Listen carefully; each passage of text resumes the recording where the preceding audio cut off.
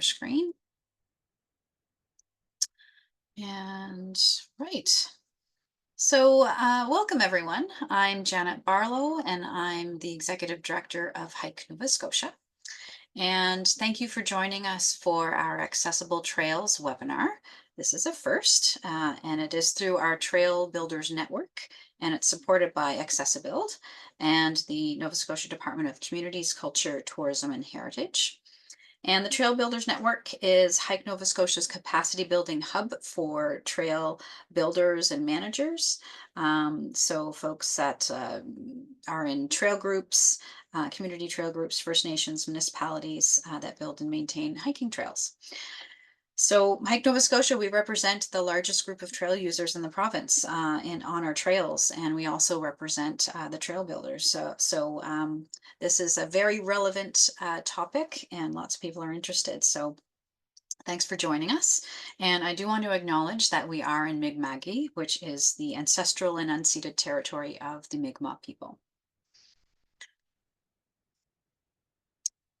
A little bit of housekeeping. So this will be about an hour and a half.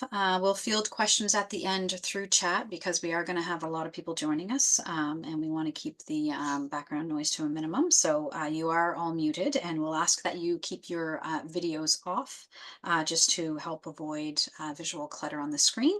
And if you're having technical problems, there is a help link in your confirmation email. You can also see the settings icon on Zoom if you're having problems with visuals or audio. So before we get started, I'll just tell you a little bit about Hike Nova Scotia. Sorry, I have some noisy vehicles going on outside my window. So Hike Nova Scotia is a provincial organization, and we're just trying to grow a culture of hiking throughout the province.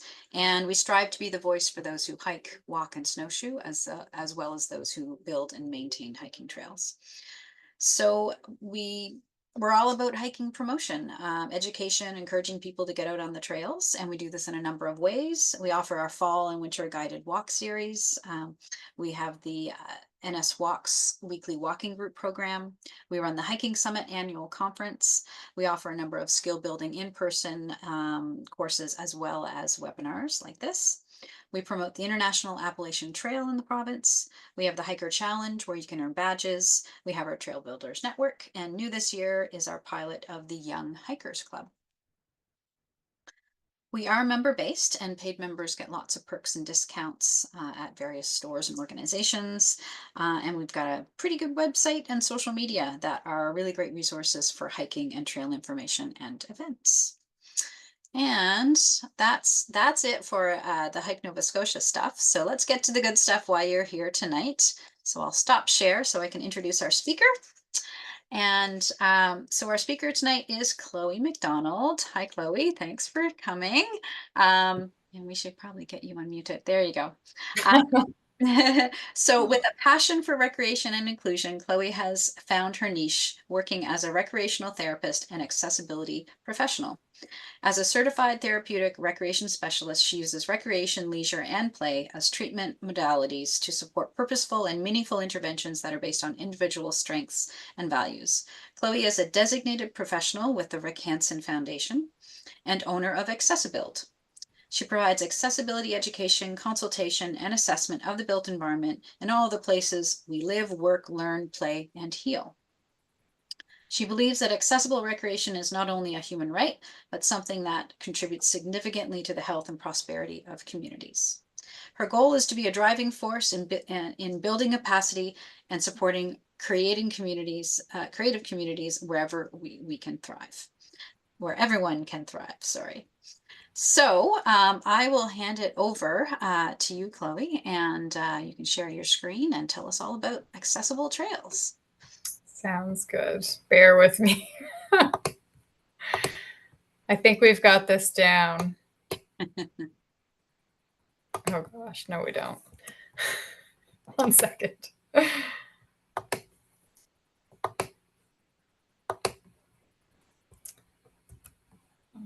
right.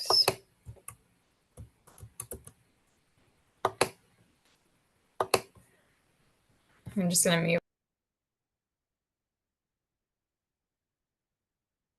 So we've got lots of folks joining us from all over the province, from many different kinds of organizations. And so thanks for joining us, everyone.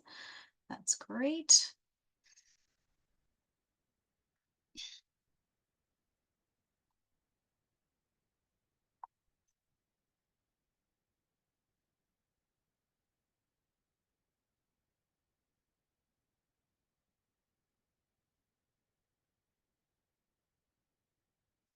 And while we're waiting, we can. Thank you for your patience. Oh, you got it? Okay, great.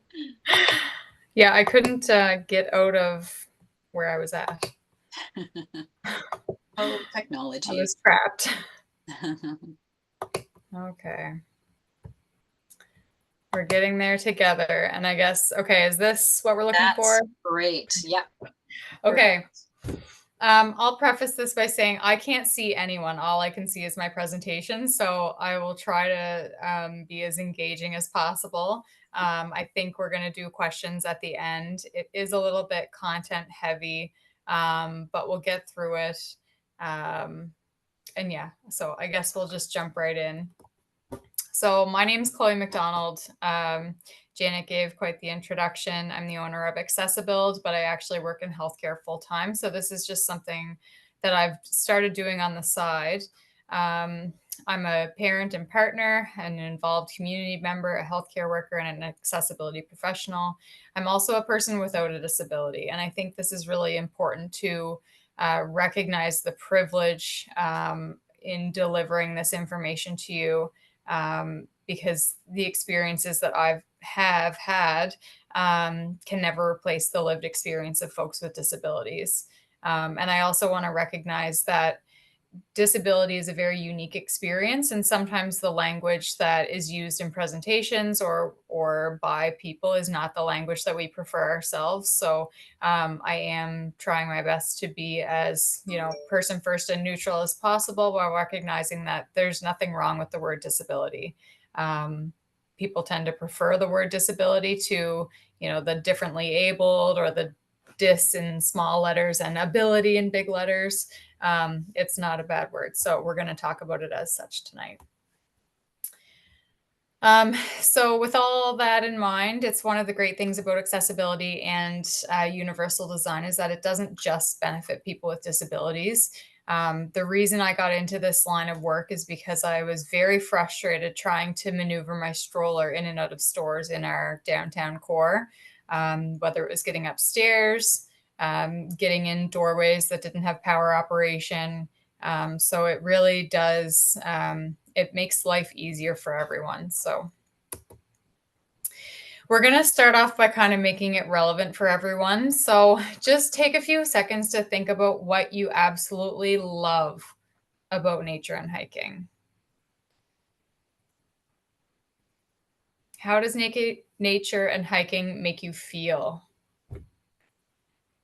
I know there's 40 some people on this call, so I'm not going to ask people to share their answers, but this is our why. How would it impact your life if you could no longer do those things? The disability community is one that any of us can become a part of at any time through accident or illness. And it's one that we're all likely to become a part of as we age, because that's just part of the aging process. Our flexibility, our dexterity, our sight, our hearing, it's going to be something that impacts us all. So the goals of this webinar. So this webinar is really meant to set the foundation to provide you with information to experience things differently. I know when I first took the Rick Hansen Foundation course, I really couldn't experience the world in the same way. I couldn't walk in a building and not say, oh my gosh, that would be difficult for someone with balance to get across, or whatever that might be. So we're going to gain a deeper understanding of the disabilities that folks live with. We're going to understand how the built and natural environment can pose barriers to individuals' recreation endeavors. And we're going to provide some evidence-based best practices for making the natural world more accessible and inclusive. So we'll cover some brief terminology, a little bit on inclusion, disability, trails by nature, the actual kind of rating and technical components that you're probably really looking for in terms of what specific improvements can I make. We do have a little bit of funding information and what's next. Janet, maybe if you just want to give me like I can't see you, but maybe a vocal heads up if I'm kind of running over time, but. Sure. Yep. No problem. Okay. So terminology, accessibility. We don't look at disability as the barrier. We look at the environment as the barrier. So accessibility relates to things that influence a person's ability to function within an environment and to access it with ease. Inclusion is the equal access to opportunities and resources for people who might otherwise be excluded or marginalized. Meaningful access focuses on meeting the genuine needs of all site users, regardless of ability. Meaningful access and inclusive and universal design in particular are really the foundation of making improvements to our built environment that go beyond code. We know that by code, we can add a ramp. But if we use universal design and meaningful access, we look at things like how can someone get up that ramp and not have to turn around when someone else is coming towards them? We can cross equally, and we'll talk about some of that stuff. And universal design is the design of products and environments to be usable by all people to the greatest extent possible without the need for adaptation or specialized design. This is just a picture of what it really means to be inclusive. So excuse the gendered folks there, but inclusion really means that, we are all gaining access to the same opportunities. As you'll kind of notice with trails and trail systems, it's the nature of trails, which is kind of exactly what we're going to talk about next, that inclusion and the uniqueness of disability, it doesn't mean that everyone is going to be on every trail, but we're going to do our best to make each trail as inclusive as it can be. So disability facts, you probably are aware that almost 2 in 5 Nova Scotians live with a disability. I feel like this number is actually higher. Almost 40%, 15 and older, live with one or more, and Nova Scotia continues to have the highest rate of disability in the country. So we'll get into types of disabilities. So when we think of disability, we often think of someone who uses a wheelchair, which is understandable given that that's the international symbol of access. And it's not intended to be a comprehensive overview of disability, but the more understanding we can have about disabilities, the better. So seeing disabilities are sensory. They include blindness and low vision. This can be caused by accident, illness, or a congenital condition. Hearing, another sensory disability. There are many degrees of hearing impairment. It can be the case from birth, or we can lose hearing later in life. Memory affects the storage, retention, and recollection of information, and specifically memories.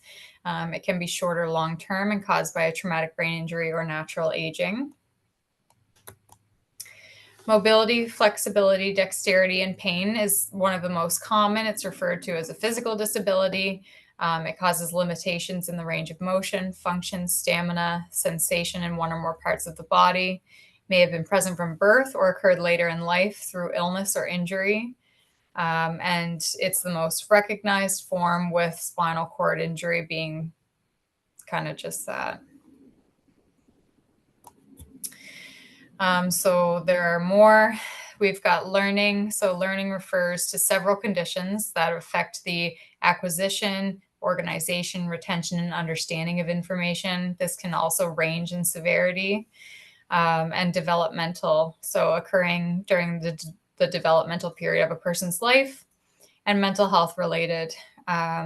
They're just as real as any physical or visible illness or disability, present challenges related to inclusion and accommodation. So a big part of these disabilities is the stigma that comes with it, and people assuming what folks can and can't do, can and can't learn. So trails by nature, this is kind of what I alluded to earlier. Trails by nature, they have a saying that there's a trail for everyone, but not everyone on every trail. Um, you know, we're I would love to think that like the most complicated trail, anyone can do it. And like in 2024, we do have adaptive equipment that's allowing folks to do things that they wouldn't have been able to before. But in terms of the purpose of this presentation, this isn't meaning that you have to make every single trail wheelchair accessible, for example, or visually accessible. But we can do what we can at any level to try to increase that. So sometimes for trails, varying levels of difficulty is important for several reasons. So with inclusivity and accessibility, different difficulty levels allow hikers of all ages, fitness levels, and experiences to enjoy outdoor activities. Of course, we want skill progression. So trail difficulties enable hikers to gradually improve their skills and fitness.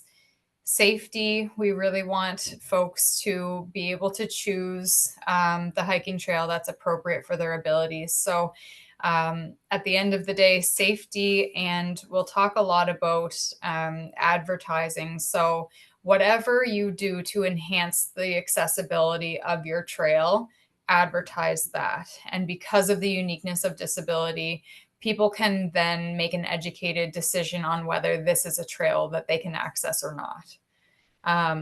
It's, I would love to be able to have this presentation and, we all leave with the checklist. And when we've checked everything off, we can get the stamp of accessibility approval. And unfortunately, for a number of reasons, nature being one of them, that's just not possible. So diverse experiences. So, there's different terrain, there's different views, there's different natural features, and these all provide hikers with a range of experiences and landscapes to explore.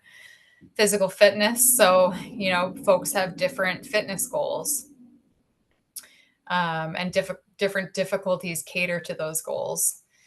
Environmental conservation. So by offering a variety of trails, land managers can distribute foot traffic across different areas, accommodating different goals. So sometimes it's about why the person is seeking out the hiking experience. So some people just want to sit and be in nature. Some people want to relax and look at scenic views, and other people really want that challenge element. Group compatibility, so having different trails with different difficulties in the same areas allows groups with mixed skill levels to hike together while each member chooses a trail that suits their abilities. Seasonal adaptability, so trail difficulty can change with weather conditions, and we'll talk a lot as well about maintenance of trails. And this is kind of why trails can kind of never get that stamp of accessibility approval, because especially if you're using gravel, things erode, we get ruts and potholes, and maintenance is what really will keep it as accessible as possible. Educational opportunities. So trails of varying difficulties can be used for outdoor education programs, allowing students and instructors to teach different skills and techniques that match the participants' experiences. And really just being able to provide those activities that cater to a wider audience, promote skill development, and enhance safety. So with that in mind, we are going to switch right into the technical ways to make your trails more accessible.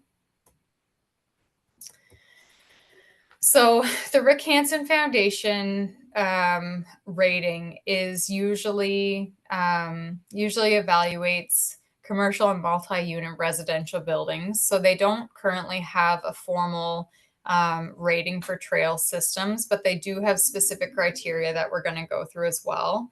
A lot of this material will be transferable to many other places that we either live or work. And if you're anything like me, you'll catch yourself kind of subconsciously rating every environment you're in from here on out. So the first one, vehicular access. So this is the access point to the trail.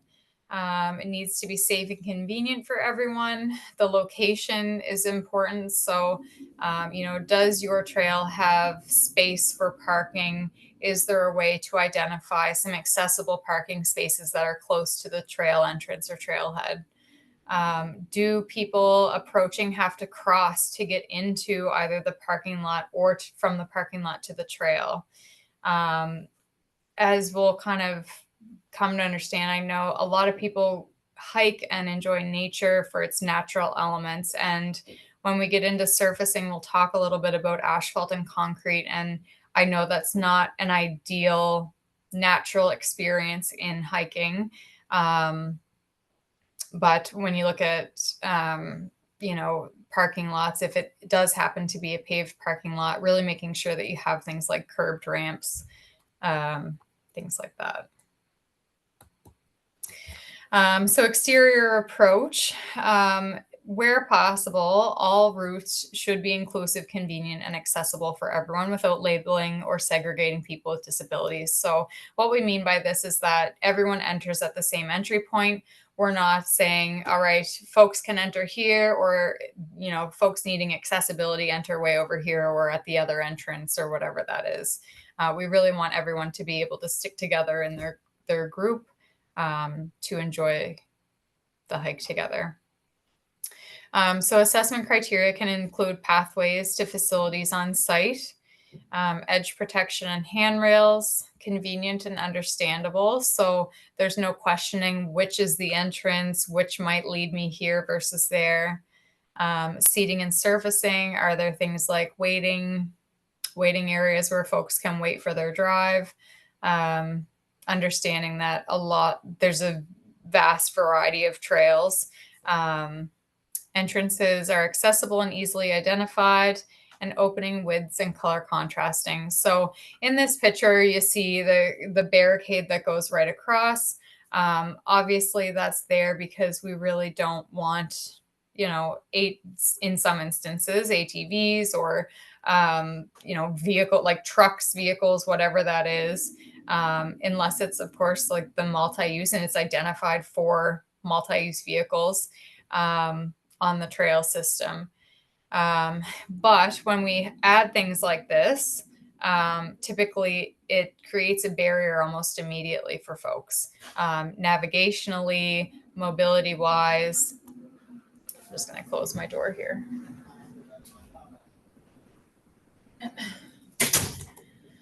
So sanitary facilities, again, this isn't going to be one that's relevant for every single trail. But one of the things for certain individuals anyway, if you don't have timely access to a washroom, it can become a medical emergency.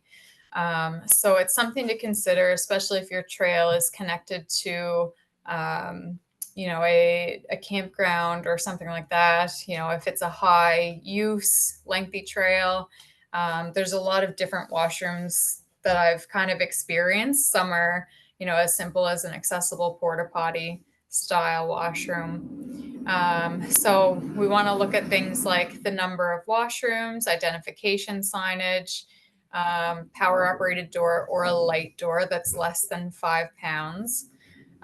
Clear space for maneuvering and transfer, things like dispenser, sink, counter, etc., all at an accessible height. So I will say this will be sent out to everyone after. This isn't an inclusive list of the things that we rate or recommend.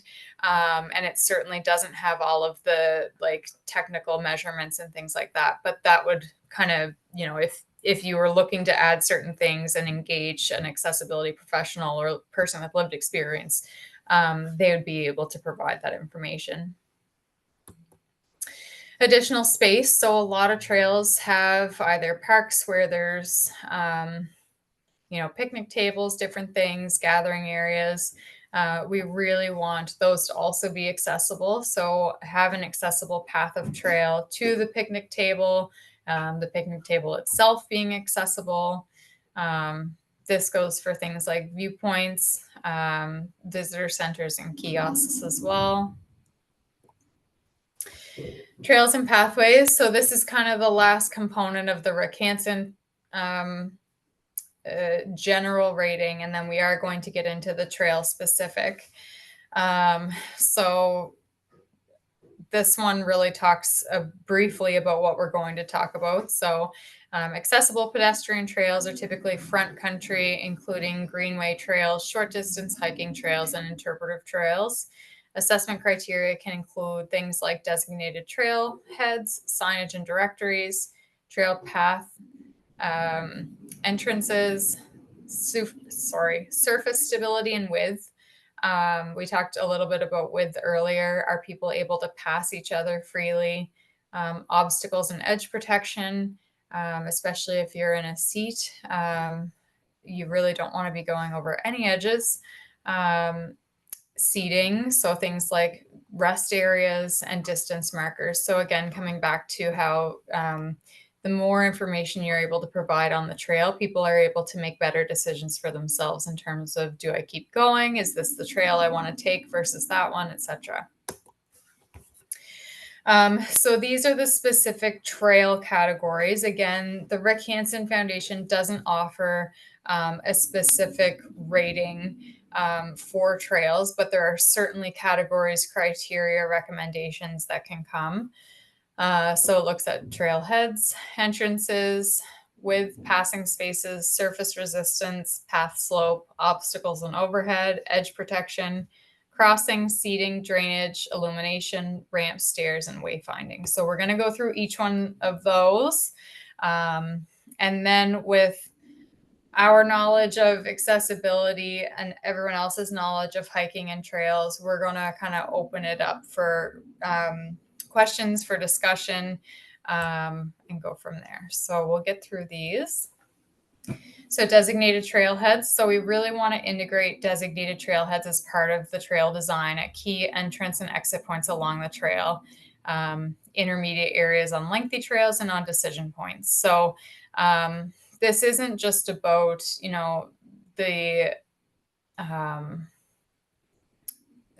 the level of difficulty on the trail. When we think back to the different disabilities that we talked about, so things like memory, cognition, learning, when folks get in the trail, is it easy to navigate how they get back out if they need to? Entrances. So ideally, in an ideal world, we would have no vandalism, no one driving inappropriate vehicles on trails, but it is what it is, and we understand that. So we really just want to make sure that if things like bollards are used, that there's a minimum width that folks can easily pass through, and that those paths are also well maintained. So, in this picture, as an example, if there was a bar barricade around that they didn't have to go around the wooden post to try to find their way in or climb over a rock. We ensure gates are simple and easy to open with no level change or ramp, ideally. Width and passing. So we want to provide sufficient clear width. There are measurements on this. You can pretty much guarantee it's somewhere around 860 times 2. Allows for the one or two-way flow of people depending on the expected number of people. So if it's a very busy trail, if it would require someone to kind of put themselves in an unsafe position or space in order for someone else to get around, that's something that really wants to be considered. Stable surface. So obviously this is a picture of asphalt. Stable and firm surface is the most accessible. So that would be things like asphalt, concrete, stone, timber, or brick paving. It really provides the most stable surface for folks. Loose materials are usually very bad for tripping. It's very hard to push anything, cart, wheelchair, stroller, what have you, bike in sand. Crushed gravel or crusher dust is something that a lot of folks use. And again, it comes back to the person and their their knowledge of their abilities and what they're able to do, and how their sometimes equipment moves in certain surfaces to make that decision. But we do know that things like that are harder to maintain in the long run, and require frequent maintenance if we want to keep them as accessible as possible. If there's gaps, joints, or breaks in the surface, we really want to prevent tripping, and any gaps should run perpendicular to the direction of movement. So we don't want anyone's wheels, for example, getting stuck in a vertical installed ramp, for example. Level path. So in an ideal world, the path would have a running slope of less than 5%. I was recently at Carter's Beach this summer, and I thought they did a great job. They had a little laminated sign at the top of where you go to access the beach, and it said, running slope greater than 8%, use extreme caution. So it recognized that, that person could make that decision in that moment with the knowledge that had been shared, to in terms of, am I able to kind of move down this or not? Would I need some help? Maybe I'll wait for someone to come with me. Handrails, if sloped pathways have a running slope of over 5%, where ramp cannot be installed due to the topography of the trail. Ensuring a cross slope is 2% maximum, and ensures the gradient is constant and consistent. Path and overhead obstacles. So there's lots of different things that become obstacles on trails, roots being one of them, overhang being another. So we really just want to make sure that if there's something protruding in the path of travel, that it's either cane detectable, that if it's possible, we can do some color contrasting, or things like tree gates or canes are used. Obviously, we don't want to be putting tree gates over every single tree, but once you have this kind of foundational knowledge, you can kind of be a better judge of, is this route going to pose a significant tripping hazard for most people? What can we do? Can we add some more gravel so it's level out? Do we have to put a gate around it really? So that's a decision that can be made. And any fixed items are located off the path of travel. So that really speaks to things like furniture, bollards, seatings, garbage bins. Most of those things would be cane detectable, but when they're on the path of travel, it also impedes the width of the path, and can make it more difficult for folks to get around. Edge protection. So obviously there's a lot of rough surfaces in the natural world. So if there's any points where folks may go off the trail and get stuck or fall, we really want to make sure there's something there that they can either detect or will help them avoid those situations. So having clearly defined pathway edges. This also helps visual as well, because you can, depending on the level of visual impairment, you can see the contrast. So even if it's very blurry, you can still see kind of where the trail goes.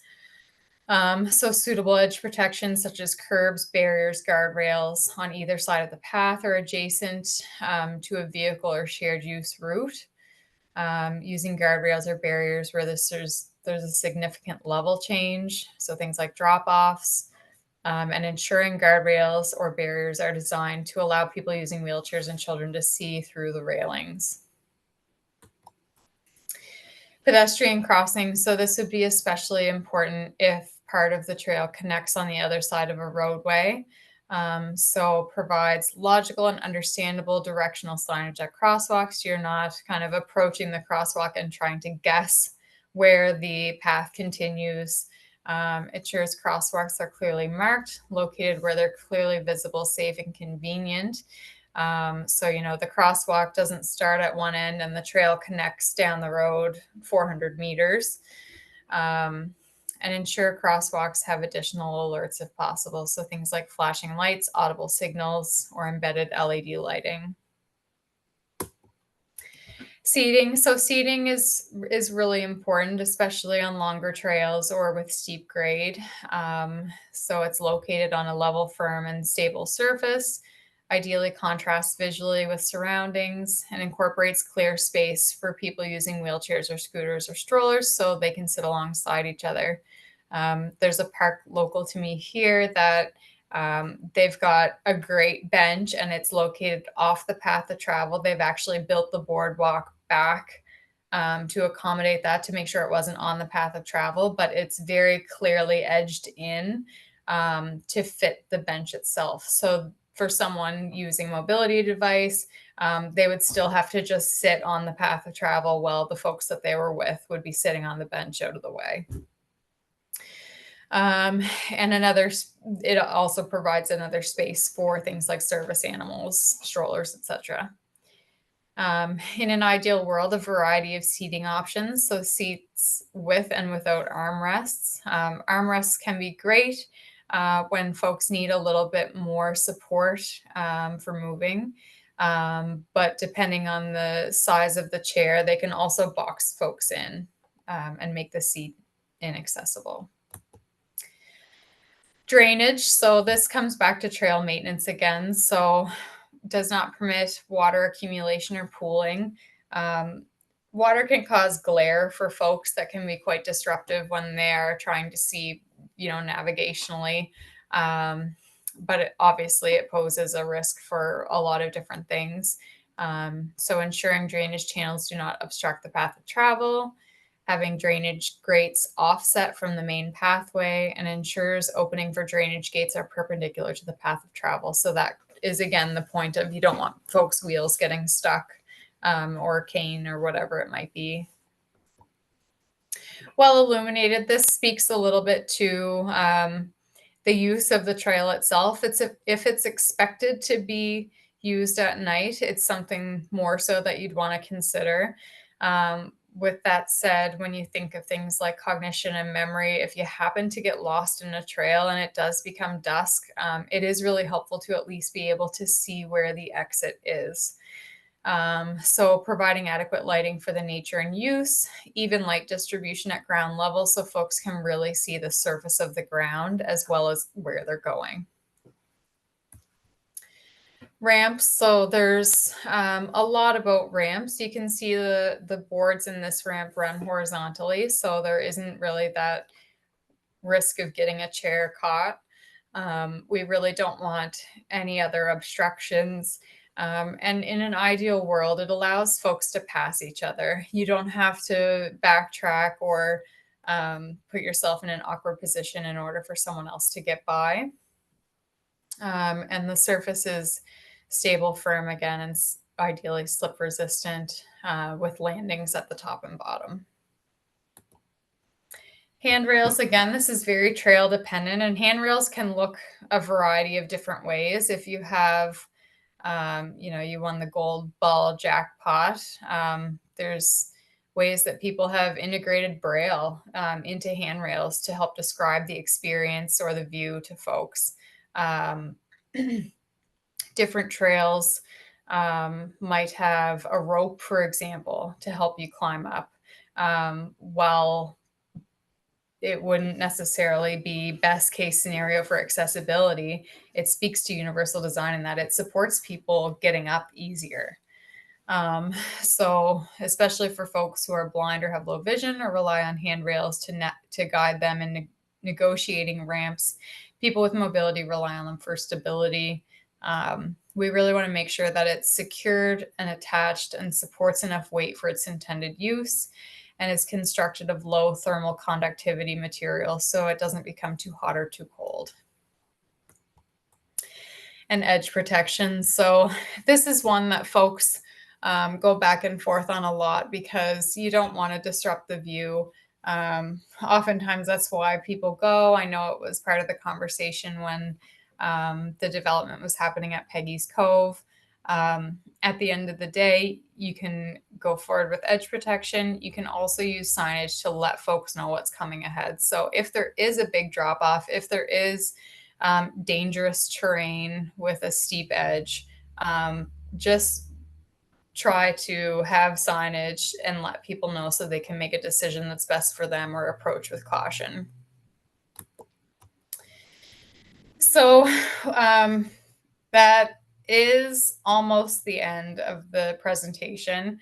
I'm not used to presenting in complete silence, so I know that there might have been parts where folks want to backtrack to, and we can certainly do that. A lot of folks are wondering, okay, so I've got some foundational knowledge. What do I do now? So we kind of recommend starting with evaluate the level of difficulty of the trail that you're working with and consider what's possible. So maybe it's not at all possible that it's a low grade slope. You know, it's dirt. It's got a lot of roots. So maybe it's the signage that you focus on. What's possible for the trail that you're working with, and starting with the basics. So those things like entrance, wayfinding and signage, some rest areas, maintenance of grounds, etc. So making a plan and applying for funding and advertising accordingly. So I can't emphasize the last one enough. If there is kind of that central site for trails, advertise the accessibility features that you do have. It can draw people in, but most importantly, people are able to make the decision that's best for them. So funding, there are a number of funding opportunities available. I'm not going to go through them now, but you are going to get a copy of the slides, so they'll all be there.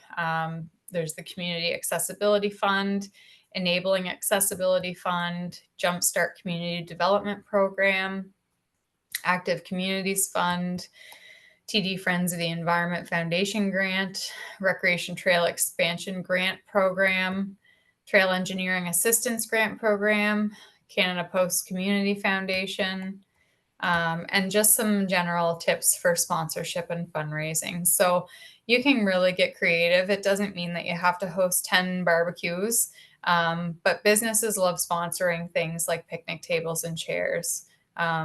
There's opportunities for anything, really. And so my final thought is a society grows great when people plant trees in whose shade they shall never sit. This kind of brings me back to disability will inevitably impact us all if it doesn't already at some point in our lives.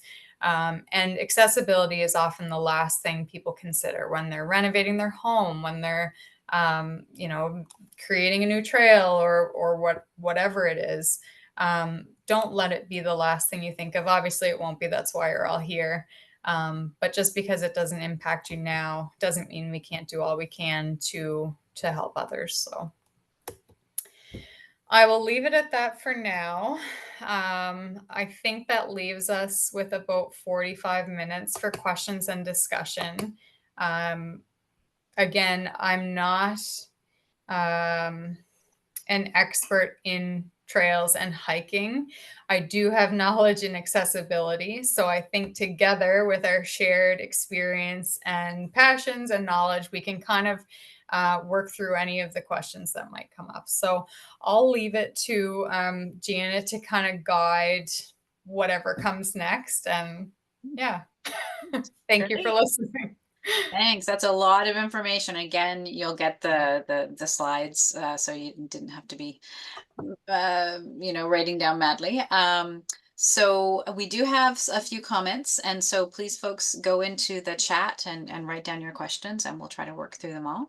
And then we also want to hint as people get their questions in.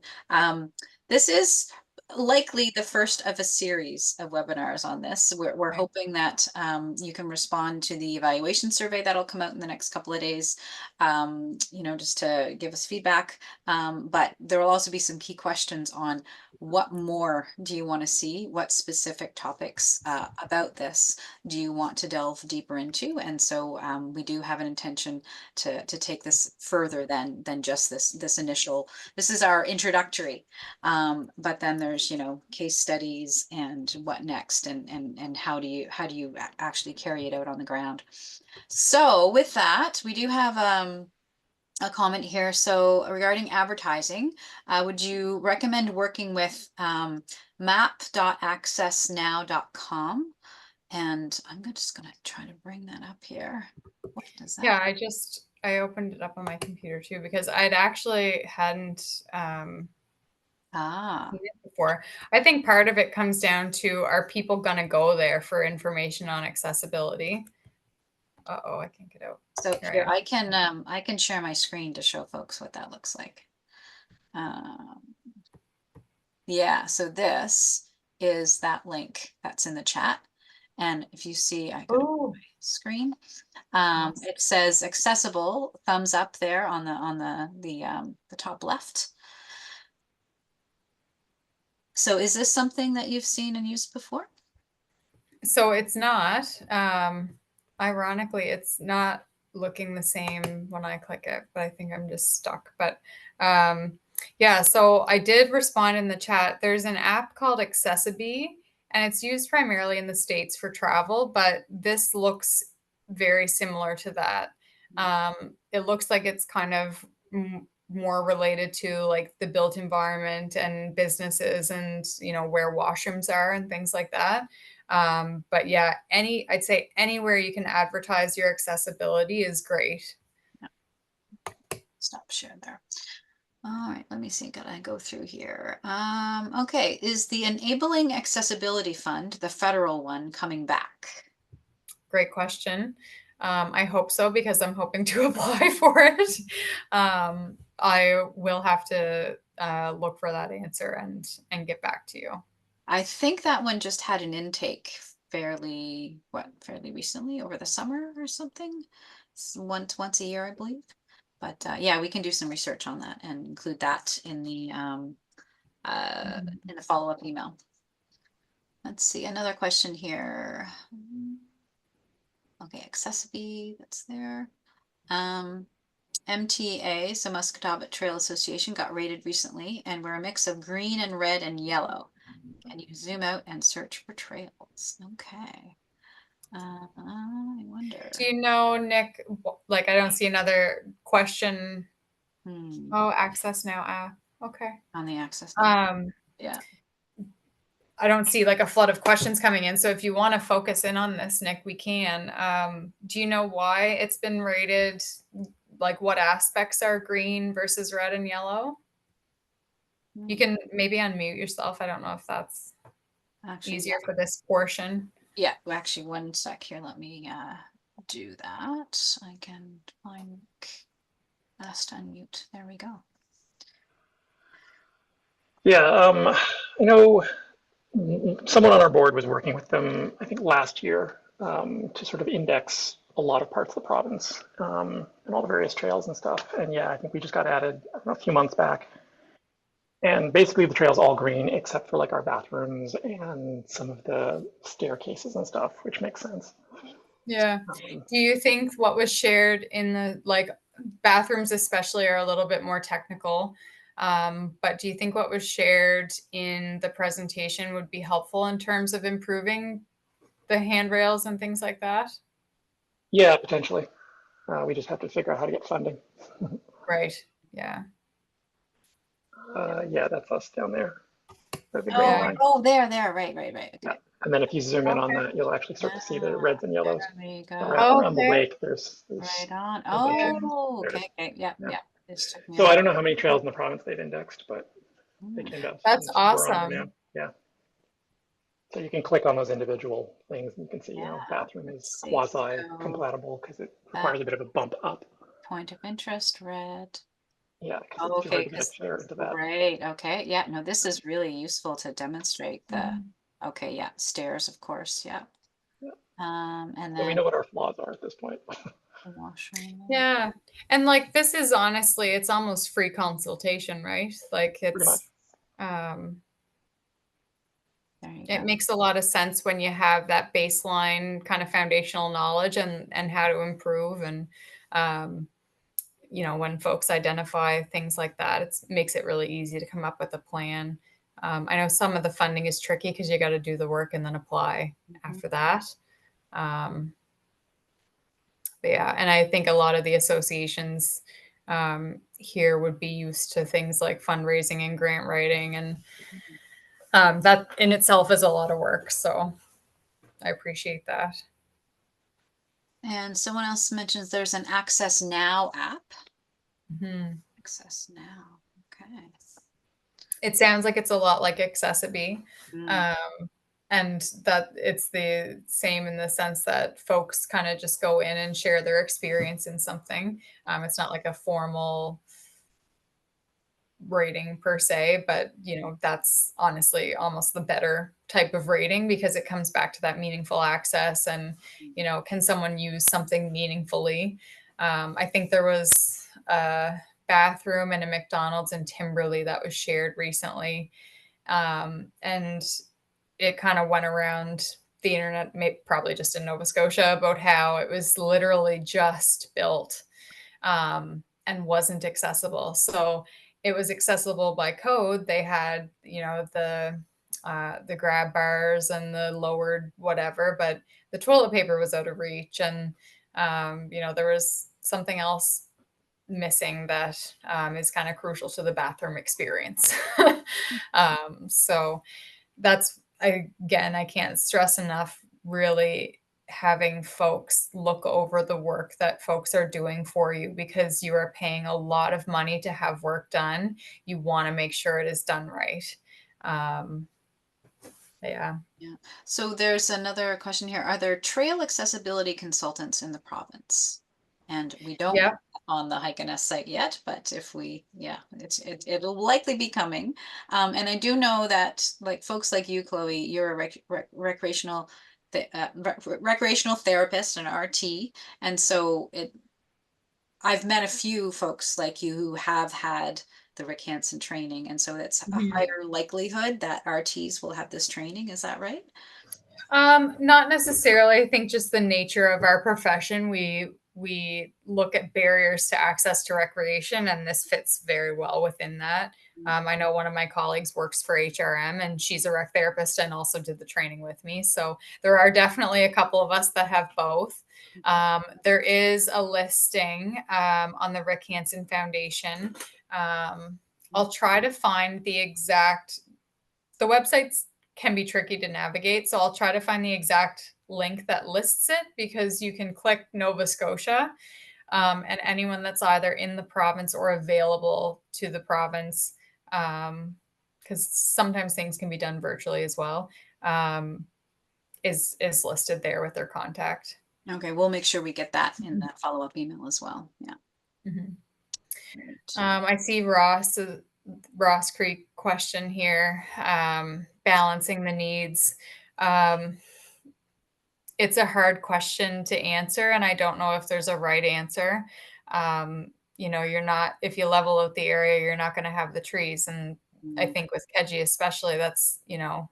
it's a very natural environment that you really do want to preserve and maintain. So, it might come back to just, uh, you know, letting folks know that this is the type of trail. And maybe it's investing in adaptive equipment. So there are a lot of different hiking adaptive equipment that either, connects to you or is, almost like the hippocamps, that just make trail access a little bit easier for folks. So, um, understanding that those things cost a lot of money.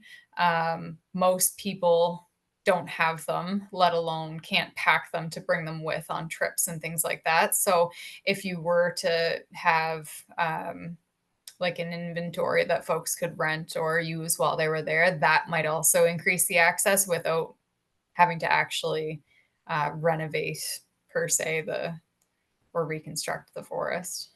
And then there are things like at Keji, for example, on the Hemlocks and Hardwoods Trail, they do have the boardwalks that lifts the trail above the tree roots so that you're not impacting it. However, the trade-off there, of course, is cost and ongoing maintenance of those boardwalks. So yeah, Mhm. it's not an easy answer for a lot of trails because one trade-off means that you're having to do something more or it's going to be more expensive.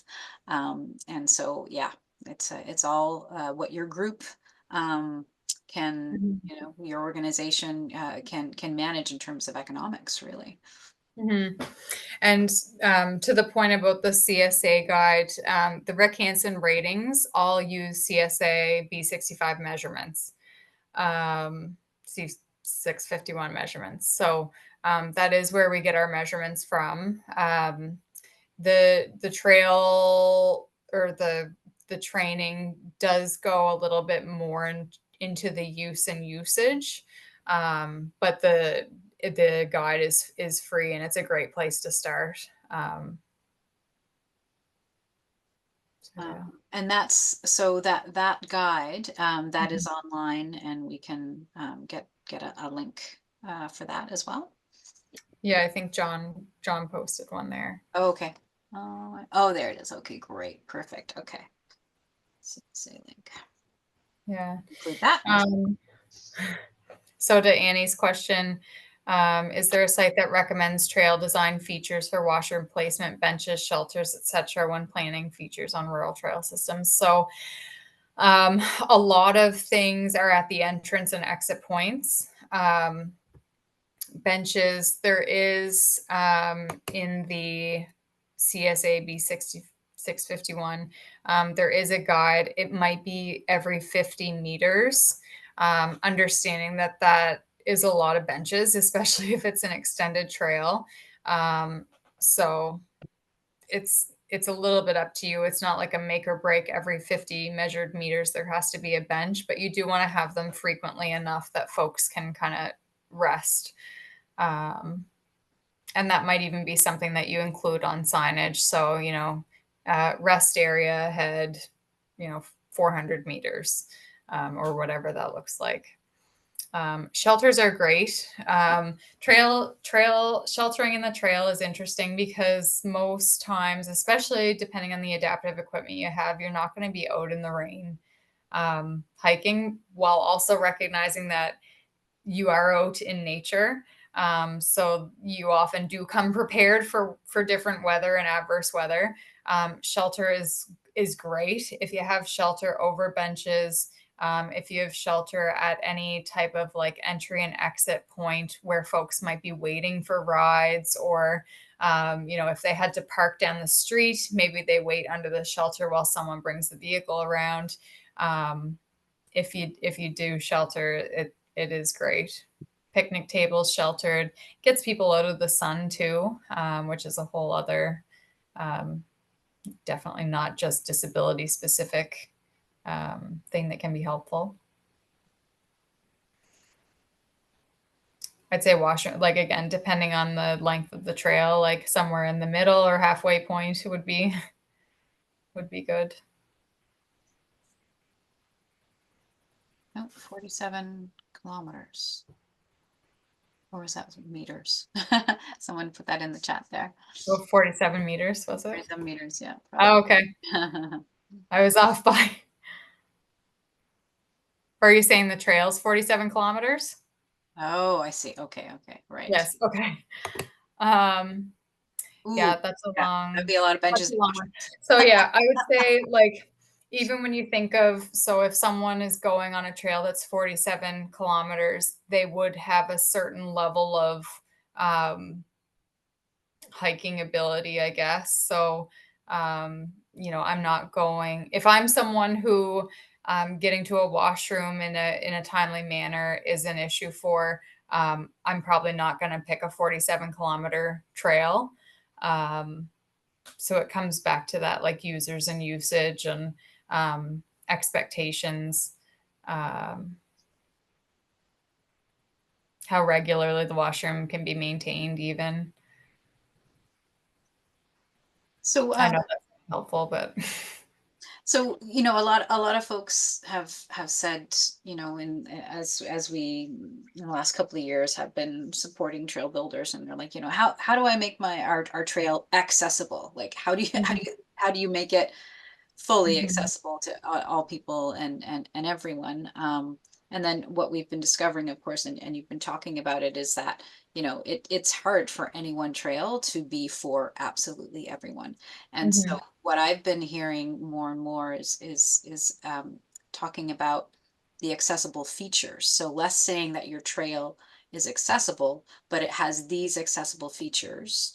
And then you can then, whatever your ability, you can then assess for yourself if that trail is for you.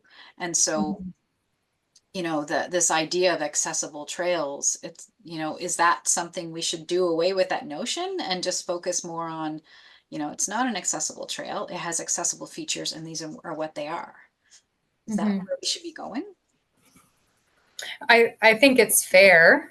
I think too, there's been conversation that, especially with trails that have multiple trails within them, having at least one trail that is accessible, so does have that level gradient, good signage, things like that. I wouldn't see any issue with saying this is the accessible trail of this trail system, because I think you could realistically call it that if you did have kind of all of the features, but just given the natural environment that trails are in, it's hard to have all of those features. So I guess yes and no. Yeah.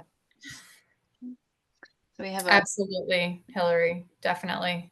So you could show on the trailhead and access point signs the locations of those features and amenities and the distance between, so people can know and make decisions based on their ability. Yeah, great.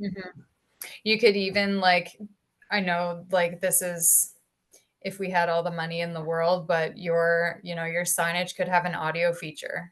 So you've got an audio button where it actually explains all of that to people. Maybe it's tactile, so you can kind of follow the grooves of the trail with your fingers and see, this is 5 kilometers and I'm going to get to this part that, looks out into the sea, or there's this part up ahead that's like fully engulfed in fall mountain, whatever, forest. So yeah, there's really, really cool features that people are adding that just really enhance the experience for everybody. But yeah, definitely having all the knowledge that you can have before you actually are halfway in the trail is best case scenario for sure. And I think a really important point too here is that if you do have an accessibility feature and you're advertising it, that you then need to keep it up to snuff, because if it then, a storm comes along and it wipes out most of the utility of that feature, and then you don't update the fact that that has happened, then, you could, you'll have some frustrated people showing up expecting something that is falsely advertised. So if you're going to start providing certain features, then you do have to have that obligation to upkeep it.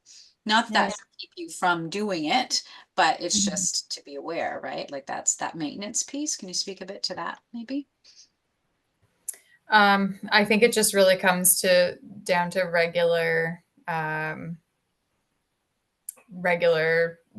supervision of the trail. We're at the mercy of the weather these days now more than ever. And really too, it can really get people in sticky situations because they can actually get stuck on the trail, which obviously would be worst case scenario.